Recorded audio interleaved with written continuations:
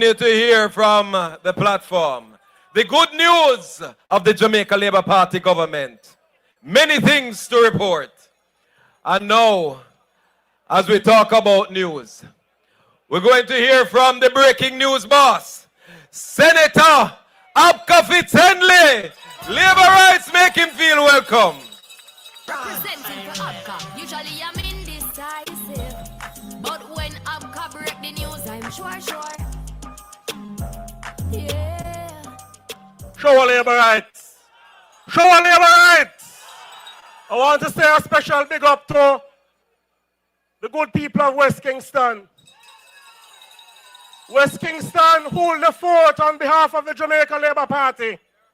Every time a general election is underway and the other side in power, them take a set on the people of West Kingston. I want to commend you, the people of West Kingston, who lawfully hold the order on behalf of the Jamaica Labour Party. Before I begin the substance of the presentation, because I'm going to make it quick and fast, I want to salute two members of the platform in particular, a son and daughter of Western Kingston, the Honorable Desmond Mackenzie, the greatest local government minister known to independent Jamaica, and the Honorable Olivia Babsy Grange, a daughter of Western Kingston, the greatest culture minister known to independent Jamaica. And I regard Babsy Grange and Desmond Mackenzie as political mentors. And I see them as two people who Jamaica can be proud of. Two people who come from nothing to something, occupy the highest offices in the land, and they don't forget where they're coming from. Every single day, they work towards uplifting the interests of poor people in Jamaica. I want you to big up Babsy Grange and Desmond Mackenzie.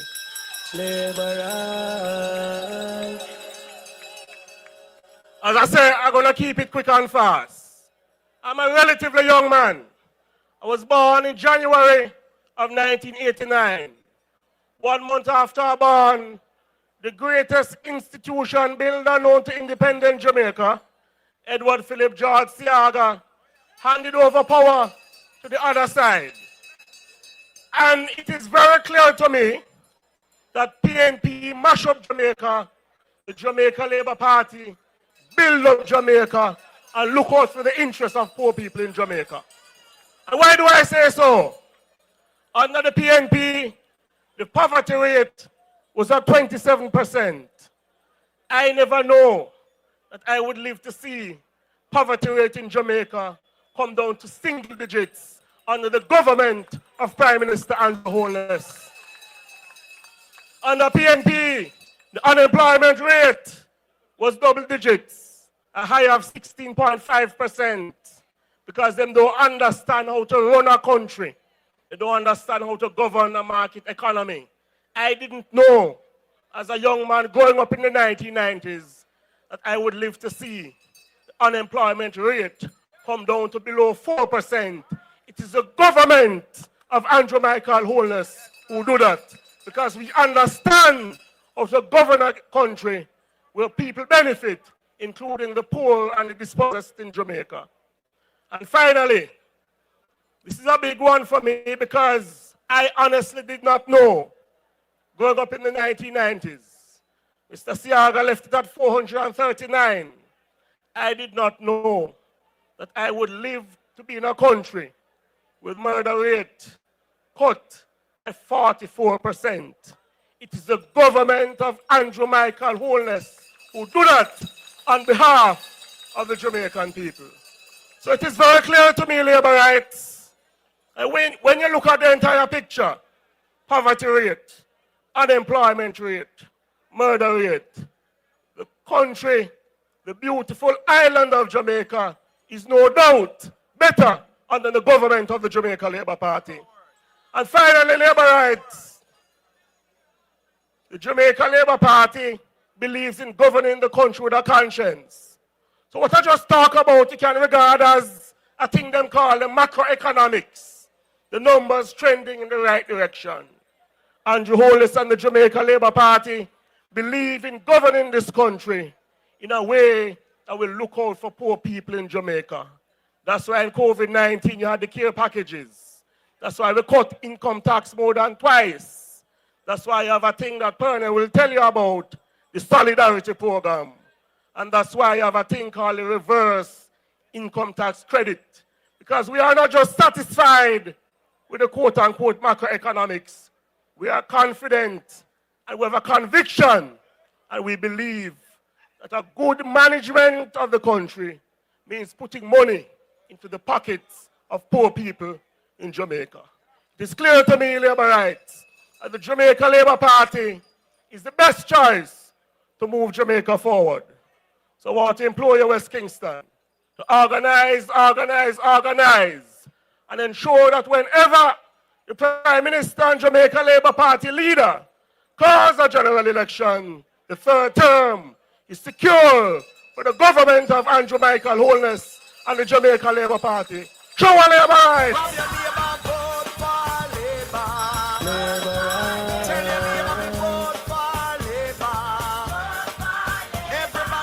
Labour rights, you have heard more and more and more, and we still have more for you to hear. So, we are now going to go back to the upper house. And to the upper house we go. To the leader of government business in the upper house. I speak of none other than someone with also a serious lineage in the Jamaica Labour Party. A bloodline in the Jamaica Labour Party. Senator the Honorable Kamina Johnson Smith.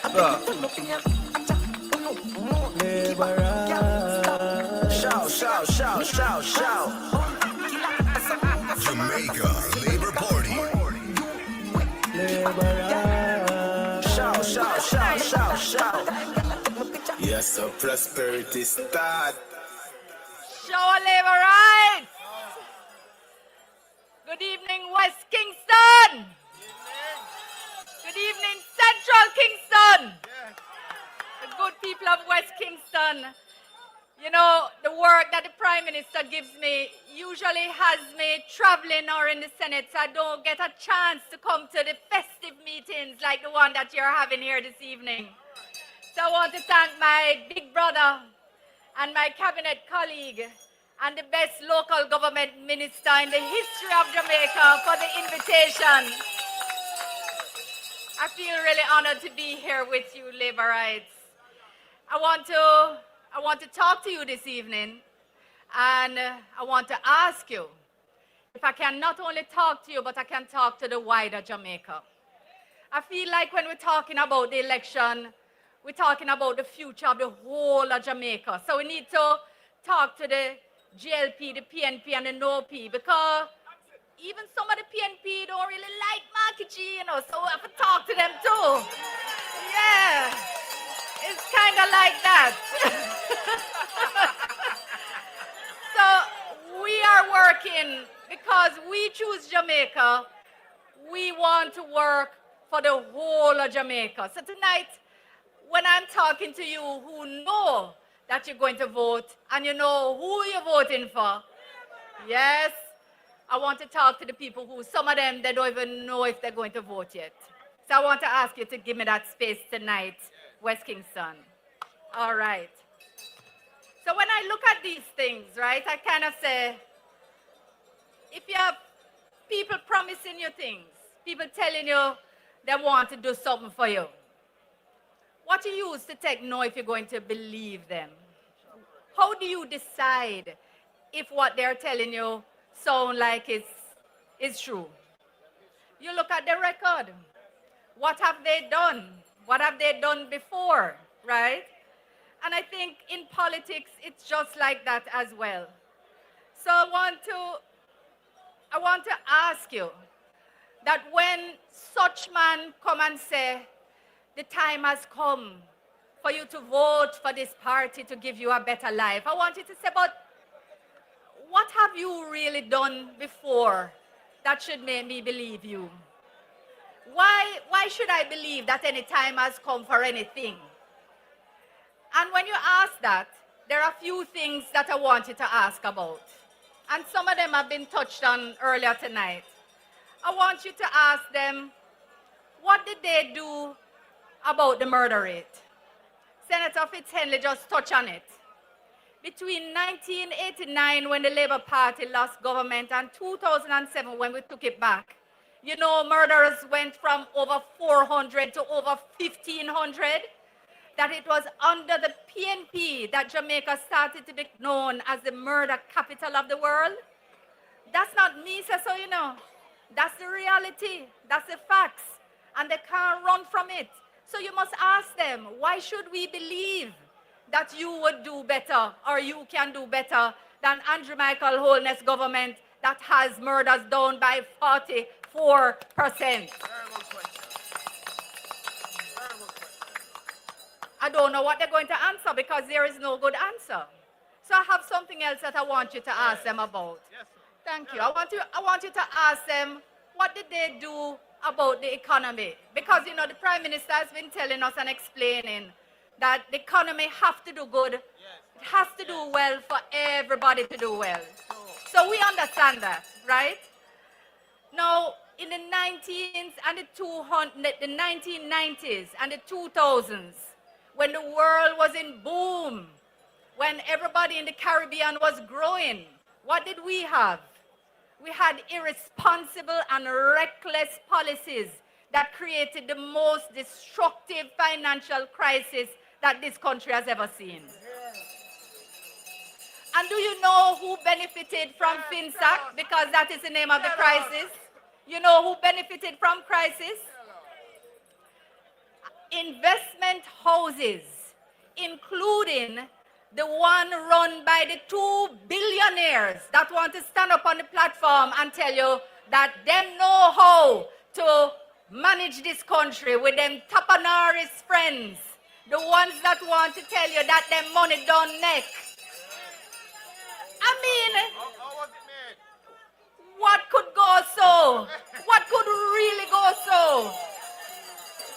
That is how they make their money, and then they come and want to tell you that you must vote for them. Ladies and gentlemen, I want to ask you to ask them what they did about the debt. And Senator Golden Campbell was telling you about the debt earlier. And we know you understand what happens when you owe and you have to manage everything. You can't fix the roads, you can't fix hospital, you can't fix police station, you can't fix school if all you do is owe money. So you have to pay it down. But guess what? Under them, they just made the debt rise and rise and rise. And when Audley Manayard Shaw was telling them, listen, hold on, you can do this differently. You can get low interest rate from the multilaterals. Them laughed the man to scorn. They would not change course. That is not a government that listens. That is not a government that tries to find the best solution. That is a government that ran this country into the ground. And it is the Andrew Michael Holness-led administration that has cut that debt into almost half, so that now we are able to fix the roads and put water in the pipes and lay pipe and fix hospitals, build hospitals, fix health centers, make sure that the water is in communities that have never had before. All of these things are being done because the Andrew Michael Holness-led government understands how to manage an economy and how to manage debt. So, ladies and gentlemen, there's a lot that I can ask you about what they do differently. But before I go, I want to mention one. Actually, I have two more. I want you to ask them how you stay with the tax policy business. What did you do about taxes? Because I know that every year under the PNP, around February, March, everybody gets stressed out trying to figure what taxes are they going to come with now. And it's not a big man thing, because it is not patty and handcart, them taxing something else. So we know that this is a serious thing. Jamaicans, I want you to remember that between 2012 and 2015 is $50 billion of taxes that the PNP government laid on the Jamaican people. $50 billion of taxes. I think people don't even remember. And guess what? The PNP doesn't want you to remember. They want you to think that the fact that under the Andrew Michael Holness-led government, the fact that there has been no new taxes for the whole 9 years that we have been in government, that is not a big deal. But let me tell you, Jamaica is a very big deal. A very big deal. It means you can plan your household budget. It means business can plan their business budget and people can grow and expand. And that's very important. And there's one last thing I want you to ask them about. When they start to tell you, I don't know if you hear this, them talking about this thing about democracy and saying that the Prime Minister is moving us away from democracy and we must be afraid. That is so not true. We are the most democratic government. And not only are we the most democratic government, they should not be able to open their mouth to talk about democracy. And why is that? Why is that? I see some people laughing because they know the answer. There is one government, one political party in this country that has ever locked up members of the opposition for their political beliefs. And who is that? That is the PNP. There is one political party that had a whole committee that was established to make sure that people who work in the public sector carry their membership card. Who is that? That is the PNP. There is only one political party who say that they must run with it to win the election and then they will correct it after. Who is that party? That is the PNP. And it's one political party that made it their policy to try to fill up the civic organizations and the community organizations with their people so that they can carry their political line and they can get more state benefits. You remember when they show the Asamba, when they catch Asamba on the video saying that we have it on tape. Exactly. This is not anybody making things up. This is the reality. This is the reality. So when we set up our systems now, our independent systems, and they recruit people, they select people, and the PNP say they want to protest, it's not necessarily because those people are laborites, but it's that they can't control them. They're just fair and they're balanced, and they always want to try to find a way in so that can make things work for them. And that is something that is very, very, very a very big concern. And in fact, Jamaicans, I want to ask you, if they are like that in opposition, what would they be like in government? Yes. No, sir. They are not ready to lead a country. They are not ready to lead. So I want you, when you're talking to people in other constituencies, people who may not have made up their minds, because I know people of West Kingston, you're going to go out on a boat with Minister Mackenzie and you're going to talk to people. I want you to have them ask the questions if they don't make up their mind. Because when you compare the record of the PNP to the record of the Andrew Michael Holness-led Jamaica Labour Party, the choice is clear. And we always choose Jamaica. We will always choose you. And so we want you to choose the Jamaica Labour Party. Thank you for listening to me, ladies and gentlemen. I love you. Choose Jamaica for our prosperity. Choose Jamaica, this is what it really means. Choose Jamaica, choose JLP. Labor rights. You hear it when people tell you who they are, believe them and believe them the first time. We hear about those who mash up things, but we know those who build things, and that's the Jamaica Labour Party government.